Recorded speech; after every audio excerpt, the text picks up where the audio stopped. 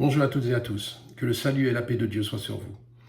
Je viens d'accompagner comme 2 fois par semaine mes gamins au sport. Eh ben devinez quoi?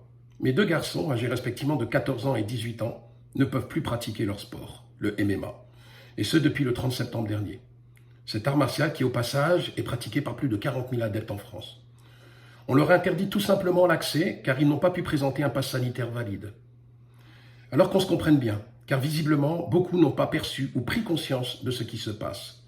Tout adolescent, c'est-à-dire votre enfant âgé de 12 ans et plus, ne pourra plus se rendre au restaurant, au musée, au cinéma, au théâtre, aller s'amuser avec ses potes, ni même prendre un TGV ou aller à la piscine sans QR code valide.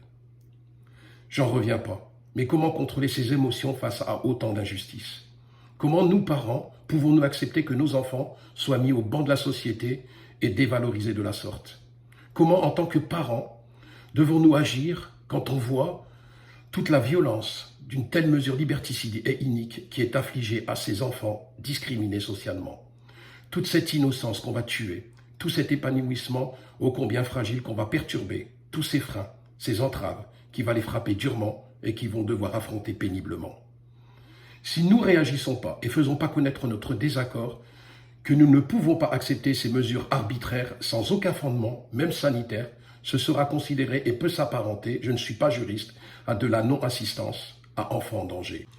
Et cet acte, puni par l'article 223-6 du Code pénal français qui définit la non-assistance à personne en danger ou en péril, comme quiconque pouvant pécher par son action immédiate, sans risque pour lui ou pour les tiers, soit un crime, soit un délit, contre l'intégrité corporelle de la personne, s'abstient volontairement de le faire et puni de 5 ans d'emprisonnement et de 75 000 € d'amende.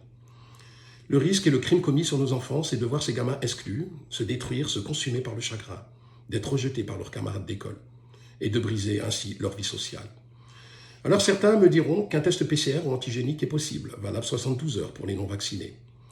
Le souci est que d'ici mi-octobre, ces tests seront payants et visiblement non remboursés pour ceux qui ne sont pas vaccinés. Savent-ils combien coûtera un test? Alors je veux bien mettre la main au porte-monnaie, mais ça représente un gros budget. Je me suis mis à faire un petit calcul. Il va falloir prévoir 2 tests PCR par semaine, soit 8 minimum par mois, suivant les calculs et les sorties bien sûr. Il faut donc compter entre 176 € et 220 € par mois et par enfant pour les tests PCR, et un peu moins pour les tests antigéniques. Un vrai budget donc. Et hélas, je n'ai pas le budget des Rothschild. Là, j'interpelle ces gens du gouvernement. Ça vous apporte quoi d'empêcher les jeunes de se divertir, de pratiquer un sport? C'est quoi cette jouissance, ce plaisir qui vous anime pour leur faire subir autant de tortures psychologiques et morales?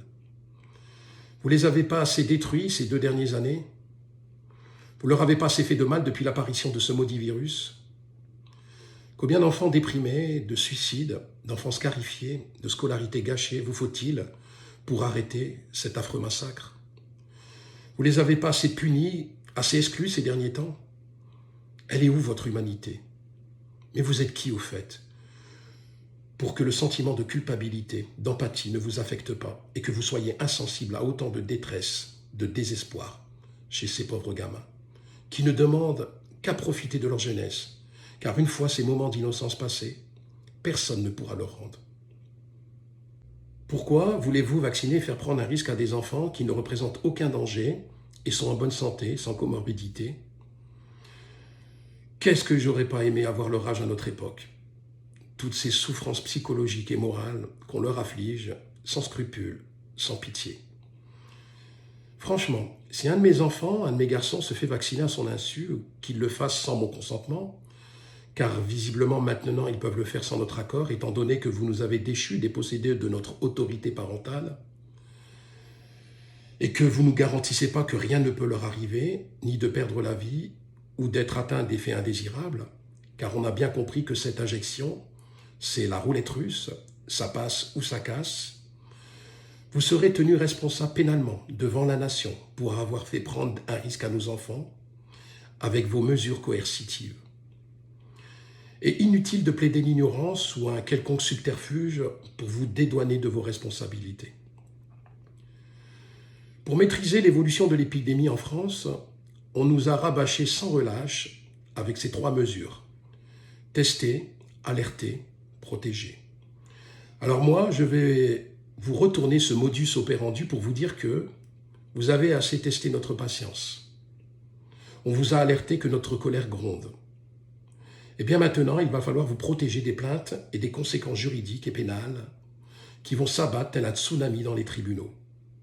Bon courage à tous et que Dieu nous garde.